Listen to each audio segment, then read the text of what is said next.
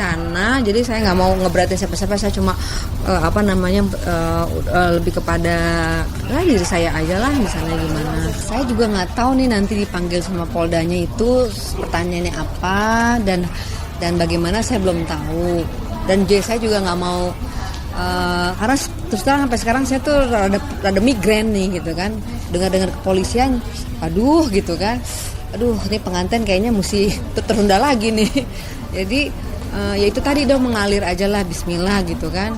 Ya cuma yang nama di polisi kan kalau harus memberikan keterangan harus benar ya. Ya mungkin polisi tuh memanggilnya karena ya kegiatan hari-hari mungkin. Ya mungkin karena ada keterlibatannya di ya itu kali gitu ya. Jadi selama di sana ngapain kayak gitu-gitulah. Ya kan karena kan posisi adik saya kan di sana kayak berkunjung aja. Tapi saya yang perlu saya garis bawahi di sini ya, tampilnya saya di mana-mana jadi bintang tamu, jadi apa tuh sama sekali nggak ada berpikiran mau balas dendam, berpikir menari di atas penderitaan orang lain. Karena kalau ngomongin derita, saya juga menderita kok dulu gitu kan. Tapi kan nggak pernah ada yang tahu dan tidak pernah di-blow up. Udahlah, buat saya itu masa lalu. Kita saling memaafkan, dalam arti kata jangan saling mengganggu, ya kan? Maksudnya makanya kan saya juga nggak ngomong yang terlalu bagaimana kan gitu. Saya tuh bicara, lihat loh. Waktu saya bicara 1 minggu setelah kasus ini, saya lihat apa komennya ini. Begitu saya lihat, oh ada ini, ya udah berarti saya harus ngomong. Kan saya nggak mungkin saya bilang tadi kan, oh nggak tahu, oh no comment. Kalau mau cari aman sih begitu. Saya begitu aja dibilang, oh si Elma mau cari aman nih, mau cari. Ya habis sekarang sudah, saya nggak mau ribut-ribut. Kalau sekarang permasalahannya adalah si AA ini adalah keterlibatan narkoba dan senjata tajam, ya udah itu aja yang difokuskan dan yang di ibarat kata yang diiniin lah, nggak usah saya yang di sana gimana gitu. Kita fokus sama tersangkanya dia apa aja gitu. Jadi saya nggak usah dilibatkan lagi deh, saya juga udah lupain kok, pusing.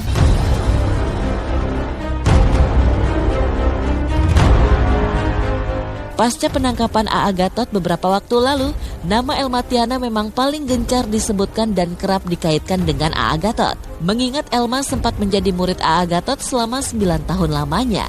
Tak kuasa melihat dan mendengar kesimpang siuran berita seputar dirinya, hal inilah yang membuat Elma memilih untuk buka suara seputar kegiatan yang pernah ia alami saat menjadi murid di Padepokan bersama AA Gatot.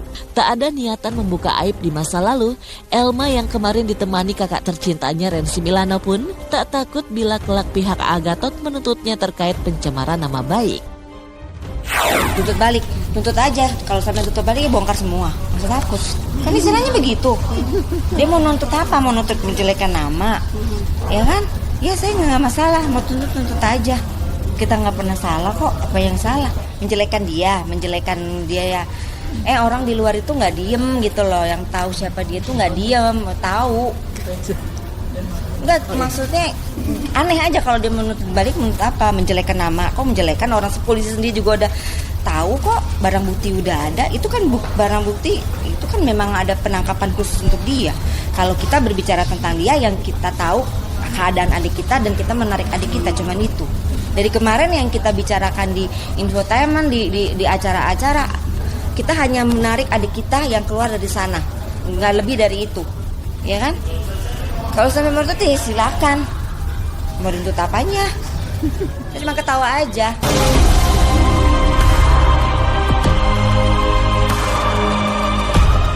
Sembilan tahun menjadi murid AA Gatot di Padepokan kawasan Sukabumi, Jawa Barat memang bukanlah waktu yang sebentar.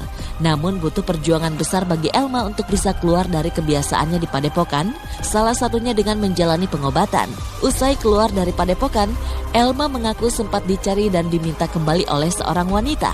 Merasa sudah berbeda keyakinan dan pemikiran, membuat wanita kelahiran 3 Oktober ini bersikeras tak ingin kembali ke Padepokan tersebut. Enggak, Kak, saya tuh kalau nggak diobatin orang juga saya masih di sana, Mbak. Itu karena mungkin udah jalan Allah, saya ketemu seseorang yang akhirnya saya tuh diobatin secara wallahu alam ya gitu. Jadi saya mohon maaf, memang setelah saya bukannya saya menjelekkan gimana ya, memang sih saya setelah dibersihin itu saya kayak jadi normal berpikirnya, benar-benar normal dan flashback tuh, begitu saya flashback, astagfirullahaladzim, maksudnya kok aku diem aja ya, astagfirullahaladzim, kok oh ini kayaknya salah jalan nih, oh ini kayaknya aku nggak bisa di sini nih, oh iya jadi udah setelah aku bisa berpikir udah aku perginya juga nggak ini kok, nggak itu tadi nggak pamit, aku pergi, udah pergi aja, dan aku juga nggak dicari, nggak ditelepon, nggak di apa-apa, udah lepas aja begitu aja. Ada sih pernah satu orang perempuan yang datang sama saya, tapi setelah 2 apa 3 tahun yang lalu datang kepada saya seorang perempuan yang nanyain, Elma kenapa sih kok nggak pernah datang lagi, ada apa, masalah apa? Saya udah bilang gini, maaf ya, kita sudah berbeda, jalan kita sudah berbeda, kamu dengan keyakinan kamu, saya dengan keyakinan saya, ya udah kita jangan saling mengganggu ya, aku nggak mau diganggu karena saya udah merasa apa alasannya ya, saya sebutkan alasannya lah gitu kan. Ya udah begitu saya sebutkan alasannya, ya udah gitu, ya udah kita baik-baik aja ya gitu, pokoknya intinya jangan saling mengganggu. Udah, saya dengan keputusan saya, kalau kamu masih mau di sana silahkan, aku bilang silahkan aja.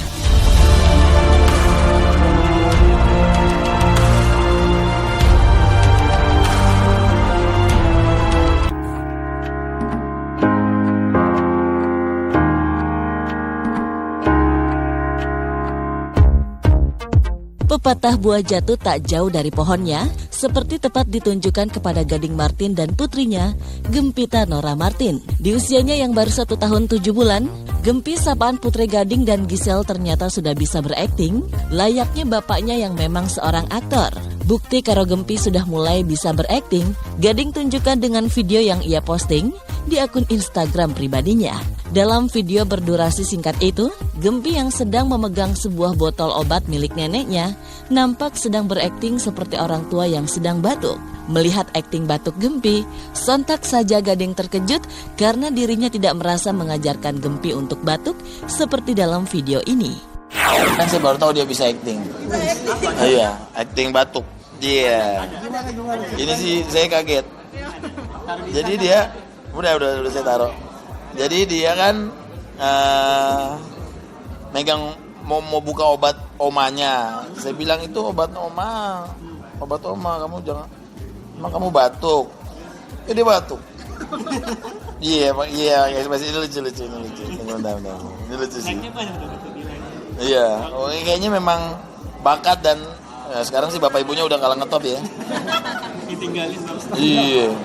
Mana nih? Ntar dulu. Diburu terus beritanya. Mana tuh? Ini dia. Terus sempat bisa mau videoin kan? Enggak, jadi pas gue lagi gitu, kok dia batuk itu gue ambil. Itu obatnya oma ya? Kan Gempi nggak sakit. Obatnya oma, Gempi nggak sakit. Gempi sakit.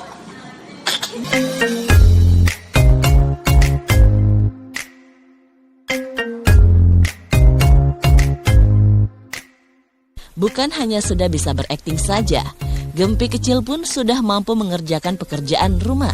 Seperti dalam video yang Gading posting baru-baru ini. Dalam video tersebut, Gempi terlihat sedang membersihkan kaca rumah dengan sebuah kain. Selain itu, Gempi juga sudah mengerti ketika dirinya diminta mengambil tisu untuk membersihkan makanan dari mulutnya. Lagi rajin. Tuh, bersih-bersih rumah. Oh. Ngelap. Enggak, dia suka random gitu. Tapi sekarang udah ngerti gitu, kalau misalnya makannya dia belepetan gitu, terus mamanya bilang ambil tisu, dia udah tahu tempat tisu di mana. Ambil 2 gitu, ayo dilap, itu udah ngerti. Mamanya yang ngajarin. Iya, karena saya lebih jarang kan, jadi minta video sama Giselle, hari ini ngapain aja gitu, minta kirim video. Justru kemarin yang dapetin video Gempi batuk itu saya lagi di rumah gitu. Bisa lagi reading gitu. Udah, mamanya langsung ketawa.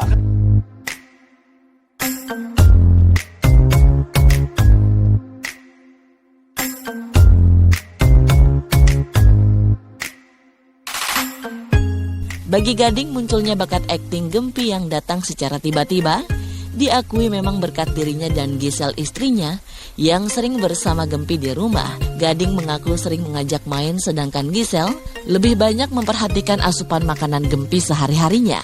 Jadi sih saya lebih banyak main sama Giselle gitu. Kecuali kalau misalnya lagi rewel, Giselle langsung bilang, ayo papa, nih marahin Gempi. Saya pelototin aja begini. Jahil banget, anaknya jahil banget gitu, jahil. Sama aja sih. Kalau mamanya kan lebih yang sering berhadapan sama dia kan. Maksudnya makanan juga yang nyuapin mamanya. Jadi ibaratnya ya nanti sih pasti sering berantemnya dia sama ibunya pasti. Kalau saya kan enggak. Jahil banget, dia suka gitu, suka misalnya pura-pura nangis gitu, padahal nggak ada apa-apa gitu. Jadi muka-muka jahilnya tuh tanggalnya udah kelihatan.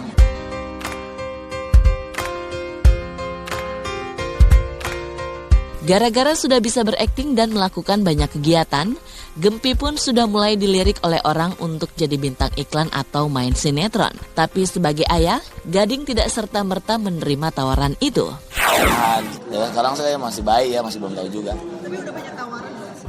Banyak gitu, saya kadang, waduh gimana masih bayi ya. Maksudnya kalau misalnya iklan sih masih oke deh, ada yang nawarin sinetron gitu. Gimana anak gue masih bayi. Kasihan juga gitu, maksudnya kasihan juga. Biarkan, kalau kadang-kadang kan kalau misalnya ikut bintang tamu ya udah nggak apa-apa, cuma datang ke studio kayak gitu.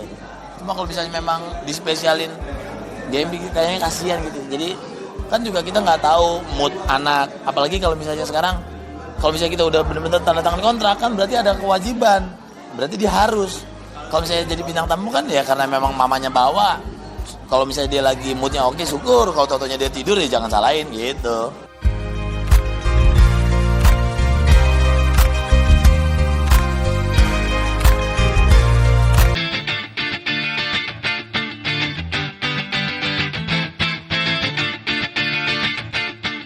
5 September 2016 lalu, Ariana Amora Lemos, putri sulung pasangan Krisdayanti dan pengusaha Raul Lemos, telah genap berusia 5 tahun. Untuk mensyukuri nikmat Amora, Kade sapaan Krisdayanti dan Raul suaminya sudah menyiapkan pesta istimewa ulang tahun Amora hari Sabtu 10 September mendatang. Dalam pesta ulang tahun nanti, Amora meminta kepada ibundanya dibuatkan konsep ulang tahun, sebuah tokoh kartun anak-anak yang saat ini sedang digemarinya. Selain konsep tersebut, Amora juga sudah menyiapkan gaun khusus serta akan tampil bernyanyi di hadapan para tamu undangan. Amora, alhamdulillah usianya 5 tahun. Pestanya nanti, jadi jangan asumsi. Iya, pestanya tunggu dedinya hari Sabtu. Karena apa? Karena Amora kan pulang sekolahnya udah jam 3 sore nih. Jadi memang hari Senin lagi. Jadi memang sudah dari 1 bulan yang lalu kita tarik mundur pestanya. Jadi jangan berasumsi nggak ada tiup lilin, nggak ada dedinya. Nggak sama sekali, karena memang dicari waktu di weekend supaya teman-teman bisa datang, relasi dari suami saya bisa datang, keluarga juga bisa datang gitu. Jadi semuanya udah sesuai, dan saya nggak pernah melakukan satu kegiatan pun sedikit pun yang berhubungan dengan keluarga, anak-anak spesial tanpa persetujuan suami. Jadi memang semuanya udah diatur gitu. Rencananya ada nanti hari Sabtu nanti kita buat pestanya. Semuanya udah lagi dipersiapkan. Permintaan khususnya Amora pingin pesta Hello Kitty. Jadi memang ya itu anaknya udah fitting. Mama, sama kawan. Anaknya udah siap, udah fitting. Semalam fitting dressnya gitu, terus udah persiapan mau nyanyi gitu. Memang anaknya tuh kan Amora kan ekspresif gitu.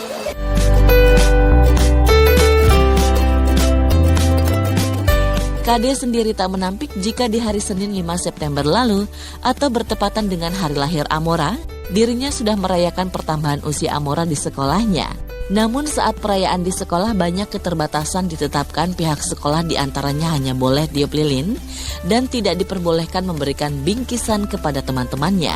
Selain di sekolah, ulang tahun juga sudah diadakan di rumahnya dengan mengundang tetangga dan sejumlah anak yatim. Iya, jadi kalau di sekolah di high school tuh kan nggak cuman hanya boleh tiup lilin di waktu snack time. Jadi waktunya 9:30. Udah gitu nggak boleh bagi-bagi goodie bag karena takut ada kecemburuan teman-teman yang lain. Jadi kita tiup lilin aja di kelas, dan memang itu lebih kepada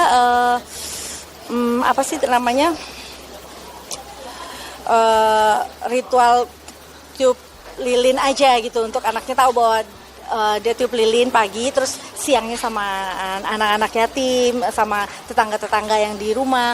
Jadi seremonialnya itu tetap ada di tanggal 5 gitu, tapi memang nanti pestanya diadakan dengan suasana yang lebih komplit.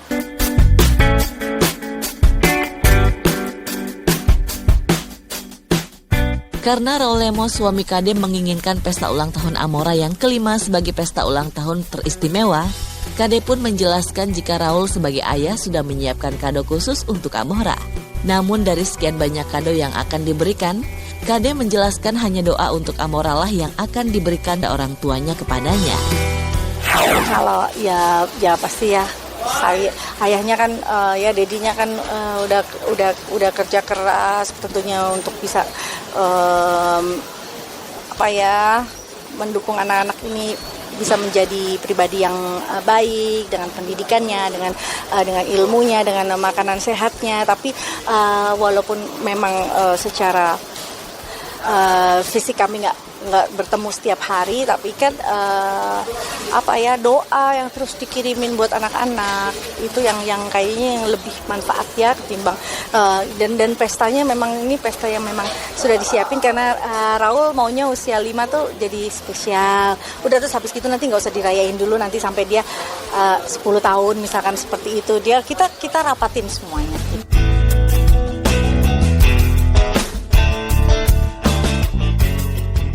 Sementara Amora berusia 5 tahun, Aurel, putri sulung Kade dari pernikahannya dengan Anang Hermansyah, telah genap berusia 18 tahun pada Juli 2016 yang lalu. Terkait di usia 18 tahun Aurel sudah mulai banyak melakukan kegiatan, termasuk salah satunya kegiatan menjadi disc jockey. Kade pun mengaku tak mempermasalahkan hal itu. Baginya pun yang dilakukan Aurel di usianya saat ini tak lebih dari sikap dirinya yang sedang gemar melakukan eksperimen. 18 tahunnya dia berpikir yang seusianya gitu ya. Walaupun sekarang dengan banyaknya dia influence dari banyak media, dia pingin eksplorasi kecantikan, dia pingin eksplorasi kemampuan, jadi pingin jadi DJ, pingin jadi ini ya, itu sah-sah aja ya, namanya juga anak-anak remaja ya. Jadi kita arahkan, dia nggak usah khawatir karena orang tuanya kan 4 komplit, jadi kita arahin lah ya.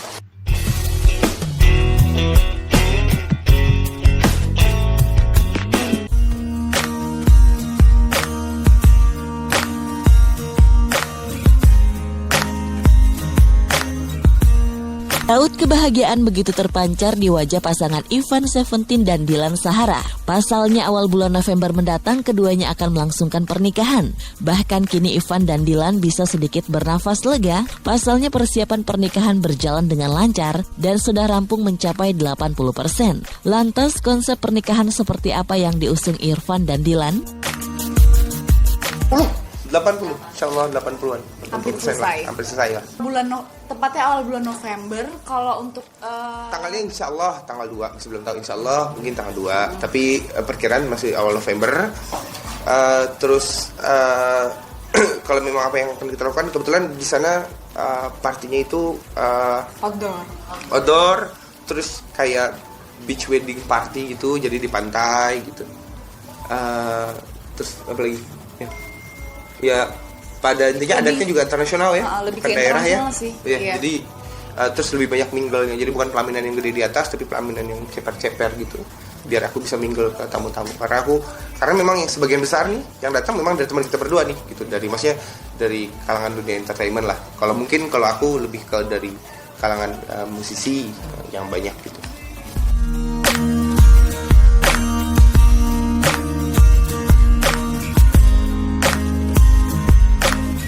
Setiap pasangan tentu ingin bila hari bahagianya diwarnai dengan keceriaan dari para tamu undangan. Begitu juga dengan Ivan dan Dylan. Rencananya Ivan akan mengundang 700 tamu dan diantaranya mengundang mantan kekasih vokalis Seventeen ini. Namun hal ini tak berlaku untuk calon istrinya Dylan. Pasalnya Ivan mengaku tak akan undang mantan kekasih Dylan di hari bahagia mereka. 700. mantan. Gak banyak sih mantan gue. Nggak dihitung segitu mantan dia. Mantannya masih dihitung. Oh iya. Ya, maksudnya kalau misalnya memang mantan yang masih berhubungan baik dan masih temenan gitu, ya memang beberapa diundang kok. Maksudnya nggak masalah. Karena memang temenan-temenan juga gitu, ada teman-temenan juga gitu. Kayak misalnya dulu yang pernah deket sama aku, terus sekarang jadi temennya Dylan gitu, ada juga gitu. Dan Mantan sekolah ya? Mantan pacar sekolah ya? iya, dia nggak sekolah juga, entah di mana dia kan. Ya maksudnya tapi siapapun yang berhubungan baik dan masih temenan sekarang semuanya diundang. Begitu juga. Nggak boleh. Nggak ada. Wisma Gimana? Ngikut kata dia aja lah. Nggak apa-apa. Masa? Ya udah undang semua ya? Nggak.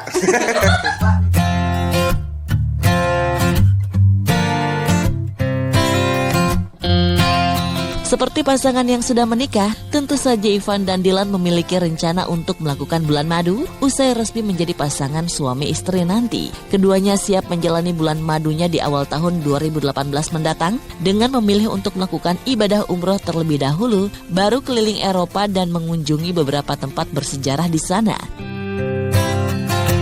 Mungkin insya Allah ini baru rencana ya, awal tahun itu pengennya kita insya Allah umroh dulu, habis itu baru tur Eropa. Jadi itu sekalian sebagai honeymoon kita gitu. Jadi pengennya habis umroh terus baru nerusin ke Eropa Timur, pengennya bagian Eropa Timur. Dalam jangka waktu yang sama langsung berangkat. Iya. Dengan umrohnya ya? Iya. Oh iya. Ya maksudnya habis umroh dulu terus kita langsung tur. Tur lagi. Honeymoon. Anak band biasa. Tur, Anak tur band. Jawa, tur Sumatera gitu ya? Tur antar kecamatan. Kalau Dilan memang milihnya ke Eropa, pengennya honeymoonnya. Kalau aku sayang gitu karena ke Eropa juga pasti rata-rata transitnya itu kalau nggak di Jeddah, kalau nggak di Dubai. Maksudku sekalian aja pas transit itu umroh itu kan memang maksudnya bukan kayak haji yang lama gitu kan, memang ada syarat-syarat umrohnya aja. Jadi pengen udahlah kita sekalian aja umroh dulu gitu, entah memulai sesuatu yang baik insyaallah dengan hal yang baik juga gitu, pengennya. Itu ada survei, salah satunya ada Paris, ada Italia, ada Hungaria, ada Belanda, ada Jerman, ada Rusia. Kita lebih tertarik sama, kalau Dilan sih waktu itu pengennya Eropa Barat, kalau aku lebih pengen Eropa Timur karena lebih banyak sejarah yang bisa ditelaah. Pasti berat banget gak? Telaah. Iya maksudnya banyak sejarah yang bisa dipelajari di situ gitu. Jadi kemungkinan besar Eropa Timur ya. Yes.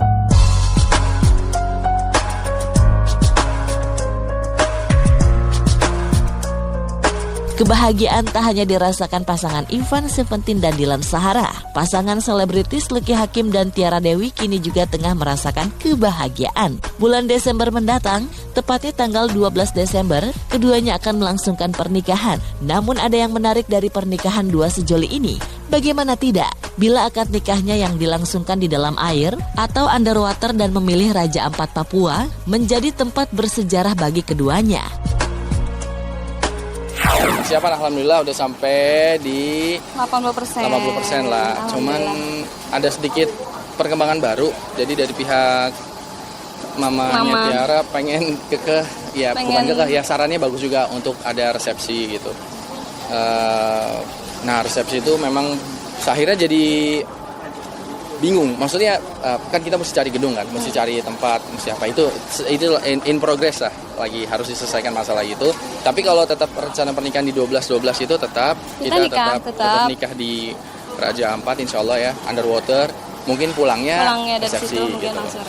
Iya, jadi kita daftarnya di situ. Iya, tapi nanti kita ajak penghulunya untuk pergi. Nanti ada surat penyurat masih ada untuk pergi ke tempat yang kita inginkan gitu. Sampai saat ini 99% itu di Raja Ampat, 99%, tapi ya bisa berubah lah gitu.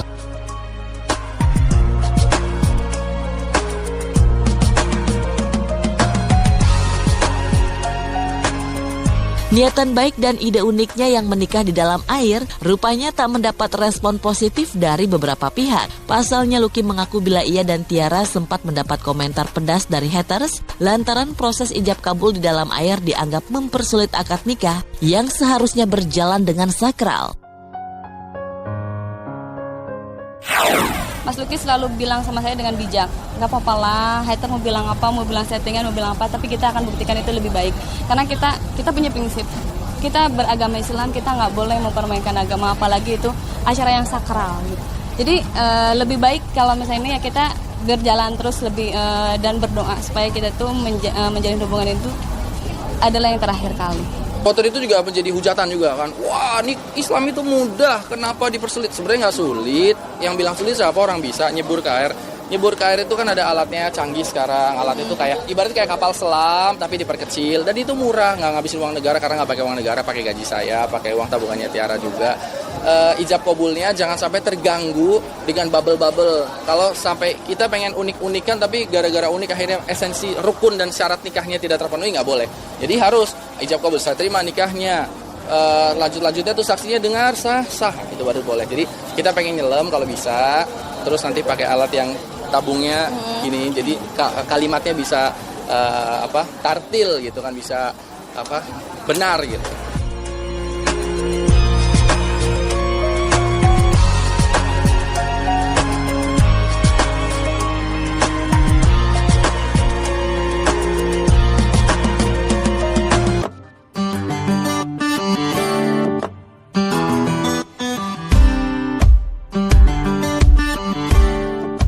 Memiliki wajah cantik dan karir yang terbilang sukses di dunia hiburan tanah air, tak heran bila artis Prilly Latuconsina mampu membuat para pria terpikat.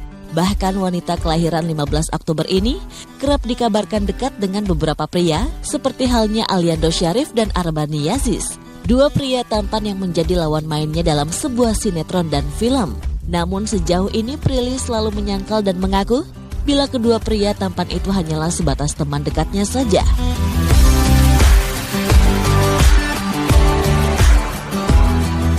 Nampaknya kehidupan asmara Prilly Latuconsina memang menarik perhatian publik. Tak hanya dikabarkan dengan menjalin kedekatan dengan Aliando dan Arbani saja. Belakangan ini nama Prilly Latuconsina kembali menjadi perbincangan. Hal ini terkait dengan hubungan spesial yang dimiliki Prilly dengan Teuku Rasya. Kabar kedekatan Prilly dan Rasya bermula dengan adanya sebuah video yang memperlihatkan ketika wanita 19 tahun ini tengah ditemani oleh Rasya saat sedang melakukan perawatan di sebuah salon.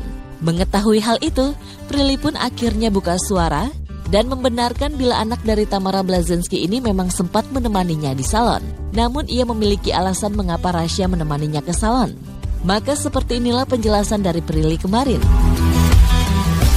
Aduh, nemenin ke salon itu tuh janjiannya sore. Aku udah datang awal karena mau ke salon dulu. Rasya kecepatan datangnya, jadi sambil nungguin Karicun, nungguin aku ke salon dulu gitu. Anaknya baik, jadi mau diajak itu. Baru satu loh ngepost sama Rasya. Apalagi banyak ya, gosipin ntar kemana-mana nih.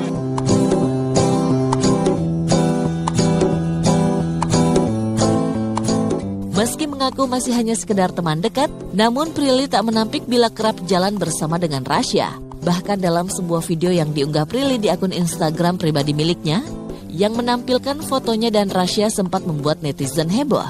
Bagaimana tidak, bila dalam foto yang memperlihatkan ekspresi tertawa keduanya, terlihat bila Prilly dan Rasya memakai sebuah gelang yang sama. Oh, emang kenal sama Rasya kan udah setahun. Cuma karena kemarin aku dilibatkan di salah satu proyek sama Rasya, jadinya emang akrab. Jadi akrab karena waktu dilibatkan di salah satu proyek itu kan kita ngelakuin latihan bareng, ngelakuin apa bareng. Dan sebenarnya aku sama Rasya tuh punya grup, isi grupnya aku, Rasya, Kariki Cuaca, Ali, Audi Marisa, pokoknya semua pemain yang terlibat di dalam satu proyek itu. Nah ya udah, terus ketemuan-ketemuan yang bisa pada saat itu cuma aku, Rasya sama Karicu. Jadi ya udah ketemuannya bertiga, berdua, gitu-gitu aja. Gelangnya nggak sama, ini gelang aku tuh.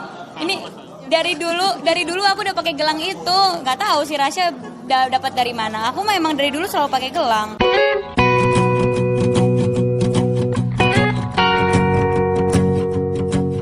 Nama Prilly sebelumnya memang melekat sebagai teman dekat Aliando. Namun kini melihat kedekatannya dengan Rasya, membuat perlahan semua berubah. Bahkan Prilly tak sungkan mengatakan bila Teuku Rasya masuk ke dalam kriteria pria idamannya. Lantas bagaimana hubungan Prilly dengan Aliando? Oh, Rasya baik sih orangnya. Dia baik sama temen tuh, loyal, terus anaknya pintar, cerdas. Jadi walaupun lebih muda dari aku, cuma kalau aku kasih topik-topik yang aku banget, dia nyambung gitu. Masuk kayak ya kriteria cowok aku kan yang penting baik, udah.